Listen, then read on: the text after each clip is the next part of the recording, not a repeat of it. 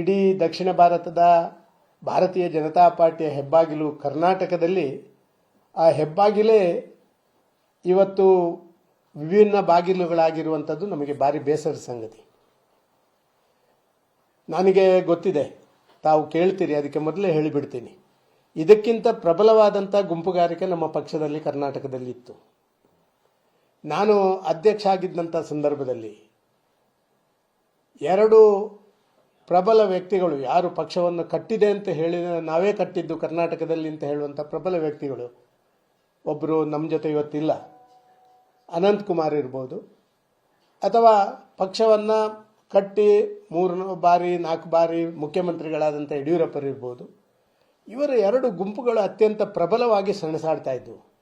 ಆದರೆ ಯಾವತ್ತೂ ಬೀದಿಗಿಳಿಲಿಲ್ಲ. ಕರ್ನಾಟಕ ರಾಜ್ಯದ ಭಾರತೀಯ ಜನತಾ ಪಾರ್ಟಿಯ ಇತಿಹಾಸದಲ್ಲಿ ಪಕ್ಷದ ಆಂತರಿಕ ಗೊಂದಲಗಳು ಬೀದಿಗಳಲ್ಲಿ ಇವತ್ತು ಬಂದಿರುವಂಥದ್ದು ಇದೇ ಪ್ರಥಮ ಬಾರಿ. ಇದು ಭಾರಿ ನೋವಿನ ಸಂಗತಿ. ಇಂಥ ಹಂತದಲ್ಲಿ ಕೇಂದ್ರದವರು ಇಳಿಯದಿದ್ದರೆ, ಯಾಕೆಂತ ಹೇಳಿದ್ರೆ ಕರ್ನಾಟಕದಲ್ಲಿರುವಂಥ ನಾವು ಯಾರು ಕೂಡ so called self styled senior leaders ಇದ್ದೇವಲ್ಲ, ನಾವು ಯಾರು ಕೂಡ ಇದನ್ನು ಸರಿ ಮಾಡುವಂಥ ಪರಿಸ್ಥಿತಿಯಲ್ಲಿಲ್ಲ. ಕೆಲವರು ಸರಿ ಮಾಡುವಂಥ ಪ್ರಯತ್ನಗಳಲ್ಲಿ ಇಲ್ಲ. ಅದು ಕೂಡ ಇನ್ನೊಂದಿದೆ. ಈ ರೀತಿ ಇದ್ರೇನೆ ನಾವು ಕೂಡ ಸ್ವಲ್ಪ ನಮ್ಮ ಅಸ್ತಿತ್ವ ಚೆನ್ನಾಗಿರ್ತದೆ ಅಂತ ಹೇಳುವಂಥ ನಾಯಕರು ಕೂಡ ಕರ್ನಾಟಕದ ಬಿಜೆಪಿಯಲ್ಲಿ ಇದ್ದಾರೆ, ಇಲ್ಲ ಅಂತ ಹೇಳುವುದಿಲ್ಲ. ಆದರೆ ವಾಸ್ತವಿಕವಾಗಿ ಇವತ್ತು ಕರ್ನಾಟಕದ ಕಾಂಗ್ರೆಸ್ನ ಆಡಳಿತ ಕಳೆದ 1.5 ವರ್ಷದಲ್ಲಿ ಬಂಗಾರದ ಬಟ್ಟಲಲ್ಲಿ ಏನು ಇಶ್ಯೂಗಳು ಒಂದು ಪ್ರತಿಪಕ್ಷಕ್ಕೆ ಇಡೀ ದೇಶದಲ್ಲಿ ಸಿಕ್ಕದಂಥ ಇಶ್ಯೂಗಳನ್ನು ಕೊಡುವಂಥದ್ದನ್ನು ಕರ್ನಾಟಕದಲ್ಲಿ ಕೊಟ್ಟರೂ ಕೂಡ ನಮ್ಮೊಳಗಿನ ಈ ಆಂತರಿಕವಾದಂಥ ಭಿನ್ನಾಭಿಪ್ರಾಯ, ಕಾರ್ಯಕರ್ತರಿಗೆ ಮನಸ್ಸಿಗೆ ಎಷ್ಟು ನೋವಿದೆ ಅಂತ ಹೇಳಿದರೆ, ನನಗೆ ಇವತ್ತು ನಾನು ಯಾವುದೇ ಜವಾಬ್ದಾರಿ, ಕೋರ್ ಕಮಿಟಿ ಬಿಟ್ಟರೆ ಬೇರೆ ಯಾವುದೇ ಜವಾಬ್ದಾರಿ ಇರಲಿಲ್ಲ. ಆದರೆ ಯಾವುದೋ ಒಂದು ಕಾಲಘಟ್ಟದಲ್ಲಿ ರಾಜ್ಯವನ್ನು ಆಡಳಿತ ಮಾಡುವಂಥ ಸಂದರ್ಭಗಳಲ್ಲಿ ಎಲ್ಲ ಪ್ರಮುಖ ಸ್ಥಾನಗಳನ್ನು ಪಡ್ಕೊಂಡವನ್ನ ಪಾರ್ಟಿಗೆ ಈ ಪರಿಸ್ಥಿತಿ ಬಂತಲ್ಲ ಅಂತ ಹೇಳುವಂಥ ಮಾನಸಿಕ ನೋವು, ಇದನ್ನು ಯಾರಲ್ಲಿ ಹೇಳುವಂಗಿಲ್ಲ, ಮಾಧ್ಯಮದವರಲ್ಲಿ ಹೇಳುವಂಗಿಲ್ಲ. ಮಾಧ್ಯಮದವರು ಹೇಳಿದರೆ ಮಾಧ್ಯಮದಲ್ಲೇ ಇದೊಂದು ಚರ್ಚಾ ವಸ್ತು ಆಗ್ತದೆ.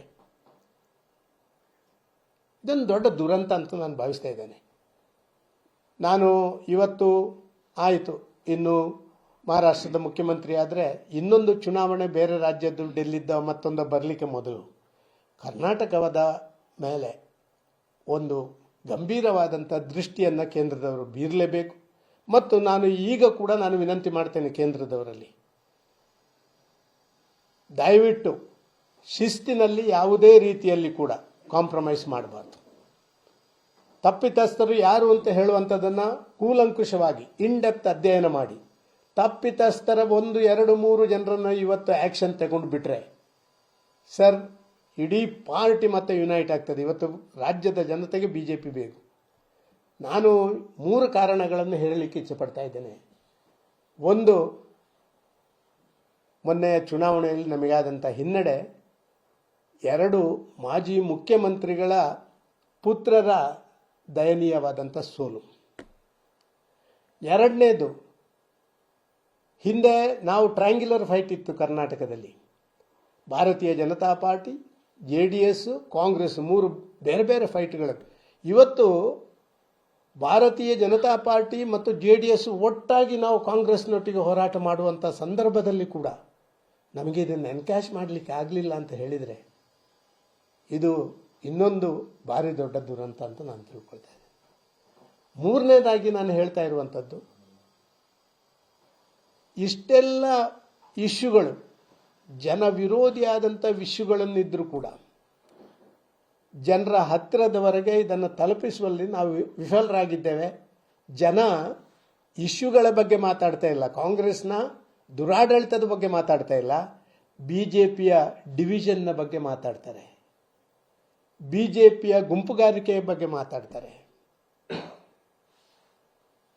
ಬಿಜೆಪಿಯ ವಿಚಾರಗಳು ಒಳ್ಳೆದಿದ್ದರೂ ಕೂಡ ಇದನ್ನಲ್ಲಂತ ಒಂದು ಸದೃಢವಾದಂಥ ಸಂಘಟಿತವಾದಂಥ ಒಂದು ವ್ಯವಸ್ಥೆಗಳು ಬಿಜೆಪಿಯಲ್ಲಿ ಇಲ್ಲಲ್ಲ ಅಂತ ಹೇಳುವಂಥ ನೋವು. ಇದು ಎಲ್ಲರಲ್ಲಿ ಇರುವಂಥದ್ದನ್ನು ಕಂಡಿದ್ದೇವೆ. ನಾನು ಇದಕ್ಕೆ ಮೊದಲು ಕೂಡ ಹೇಳಿದ್ದೆ, ಇವತ್ತು ಕೂಡ ಹೇಳ್ತಾ ಇದ್ದೇನೆ. ಯಾವಾಗ ಕರ್ನಾಟಕದಲ್ಲಿ ಆಡಳಿತ ಪಕ್ಷವಾಗಿದ್ದಂಥ ಭಾರತೀಯ ಜನತಾ ಪಾರ್ಟಿಗೆ ವಿಧಾನಸಭಾ ಚುನಾವಣೆಯಲ್ಲಿ ಹೀನಾಯವಾದಂಥ ಸೋಲಾಯಿತಾ, ನಾವು ಯಾವತ್ತೂ ಆತ್ಮಾವಲೋಕನ ಸಭೆಗಳನ್ನು ಮಾಡಲಿಲ್ಲ.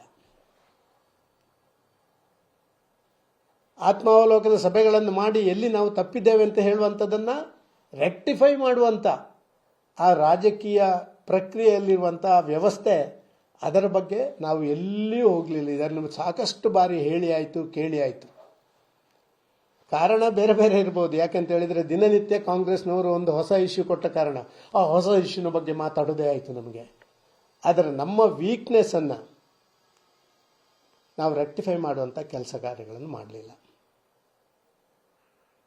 ಇವತ್ತು ಕಾಂಗ್ರೆಸ್ಸಿಗೆ ಅವರು ಎಷ್ಟು ವೀಕ್ ಇದ್ದಾರೆ ಅಂತ ಹೇಳುವಂಥದ್ದನ್ನು ನಾವೆಲ್ಲ ಕಂಡಿದ್ದೇವೆ. ಗುಂಪುಗಾರಿಕೆ ಮತ್ತೊಂದು ಎಲ್ಲವೂ ಇದೆ.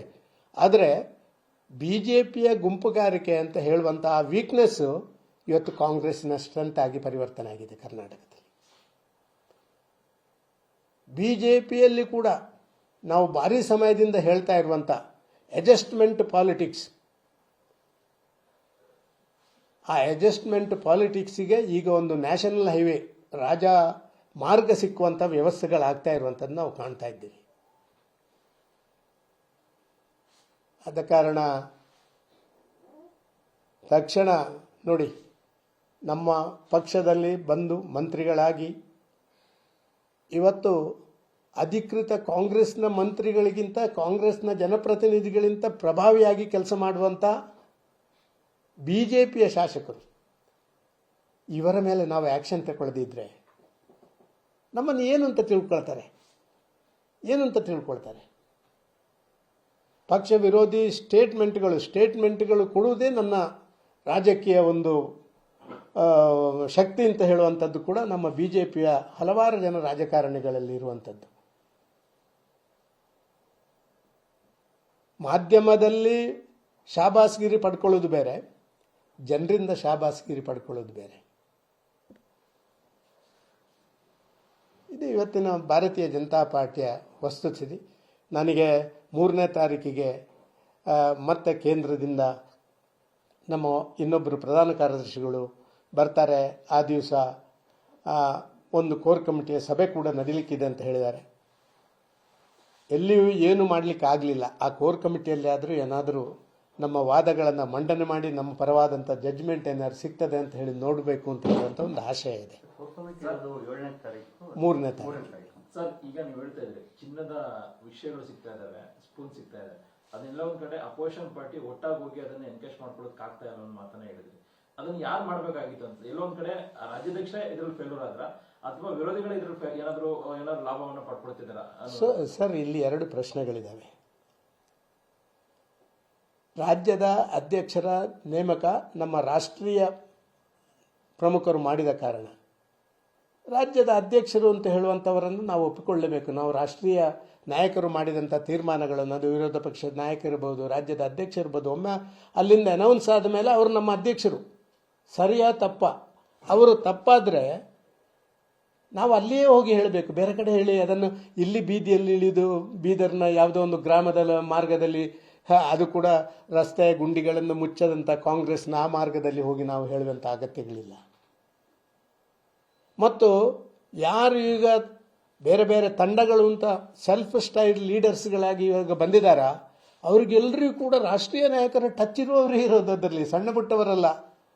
ಮಾಜಿ ಎಂಪಿಗಳು, ಮಾಜಿ ಮಂತ್ರಿಗಳು, ಮಾಜಿ ಕೇಂದ್ರದ ಮಂತ್ರಿಗಳು, ಇಂಥವರಿಗೆ ಕೂಡ ಕೇಂದ್ರದ ಎಲ್ಲ ನಾಯಕರು ಗೊತ್ತಿದ್ದುಕೊಂಡು ಇವರು ತಮ್ಮಟೆ ಬಾರಿಸೋದು, ಮಾರ್ಗದಲ್ಲಿ ಬೀದಿಯಲ್ಲಿ ತಮ್ಮಟೆ ಬಾರಿಸುವಂಥದ್ದುಂಟಲ್ಲ, ಇದು ಅಶಿಸ್ತು ಅಂತ ನಾನು ಹೇಳಲಿಕ್ಕೆ ಇಚ್ಛೆ ಪಡ್ತಾ ಇದ್ದೇನೆ. ಇದು ಅಕ್ರಮ. ಇಂಥವರು ನಮ್ಮ ಪಾರ್ಟಿಯಲ್ಲಿ ಇರಲಿಕ್ಕೆ ಅವರು ಖಂಡಿತ ಯೋಗ್ಯರಲ್ಲ. ಆದ ಕಾರಣ ಈಗಲೂ ಕೂಡ ನಾವು ಏನು ಮಾಡುವುದಿಲ್ಲ ಅಂತ ಹೇಳಿದರೆ ಇದರಲ್ಲಿ ಅರ್ಥ ಏನು? ಈಗ ನೀವು ಹೇಳಂತ ಪಕ್ಷದಲ್ಲಿ ಶಿಸ್ತನ್ನ ಮೀರಿದವರಲ್ಲಿ ಪ್ರೀತಮ್ ಗೌಡ್ರು ಒಬ್ರು. ಯಾಕೆಂತಂದ್ರೆ ಈಗ ನಾನು ಕೂಡ ಅವರು ಶ್ರೇಯಸ್ ಪಾಟೀಲ್ ಅವರ ಪರವಾಗಿ ಮಾತಾಡಿರ್ತಕ್ಕಂಥದ್ದು ಹೋಗಿ, ಕಾಂಗ್ರೆಸ್ MP ಅವರ ಪರ ಮಾತಾಡತಕ್ಕಂಥದ್ದು ಹೋಗಿ, ನಾನು ಯಾವುದೇ ವ್ಯಕ್ತಿಗಳ ಹೆಸರನ್ನ ಹೇಳಿ ನಾನು ಯಾರನ್ನು ನಾನು 1 ಡಜನ್ ಜನ ಹೇಳ್ಬೋದಣ್ಣ. ಈಗ ನೀವೇ ಮೊನ್ನೆ ಮೀಡಿಯಾದಲ್ಲಿ ತೋರಿಸಿದ್ರಲ್ಲಿ 13 ಜನ ಇದ್ರು, ನನ್ನಲ್ಲಿ ಕರೆಕ್ಟ್ ಇದೆ. 13 ಜನ, ಎಲ್ಲರೂ ಪ್ರಮುಖರೇ, ಮಾಜಿ ಎಂಪಿಗಳು, ಮಾಜಿ ಮಂತ್ರಿಗಳು, ಎಲ್ಲರೂ ಪ್ರಮುಖರೇ, ಯಾರು ಪ್ರಮುಖರಲ್ಲದವರು. ಆದ ಕಾರಣ ನನ್ನ ಅಭಿಪ್ರಾಯದಲ್ಲಿ 1 ಡಜನ್ಗಿಂತ ಜಾಸ್ತಿ ಈ ಸೆಲ್ಫ್ ಸ್ಟೈಲ್ ಲೀಡರ್ಸ್ ಅವರು ಪಕ್ಷ ವಿರೋಧಿ ಚಟುವಟಿಕೆ ಮಾಡ್ತಾರೆ. ಎಲ್ರಿಗೂ ಮಾಡಬೇಕಾಗಿಲ್ಲ. ಈಗ ನಮ್ಮ ಜೊತೆ ಬಂದು ಎಲ್ಲವನ್ನ ಅನುಭವಿಸಿ ಈಗ ಕಾಂಗ್ರೆಸ್ ಜೊತೆ ಹೋಗಿದಾರಲ್ಲ, 1-2ಕ್ಕೆ ನೀವು ಬಾಣ ಹೊಡಿರಿ, ಆಟೋಮೆಟಿಕ್ ಬಾಕಿ ಇದ್ದೆಲ್ಲ ಹಕ್ಕಿಗಳು, ಈ ಕಾಗೆಗಳು ಒಂದು ದೊಡ್ಡ ಮರದಲ್ಲಿ ಕೂತಾಗ ಯಾವುದೋ ಒಂದು ಕಾಗೆಗೆ ಗುಂಡು ಹೊಡೆದ್ರೆ ಆ ಮರದಲ್ಲಿದ್ದ ಬಾಕಿ ಕಾಗೆಗಳೆಲ್ಲ ಓಡಿ ಹೋಗ್ತವಲ್ಲ, ಆ ರೀತಿ ಯಾರ್ದಾರು ಒಬ್ಬನ ಇಬ್ಬನ ವಿರುದ್ಧ ನಿಜವಾದ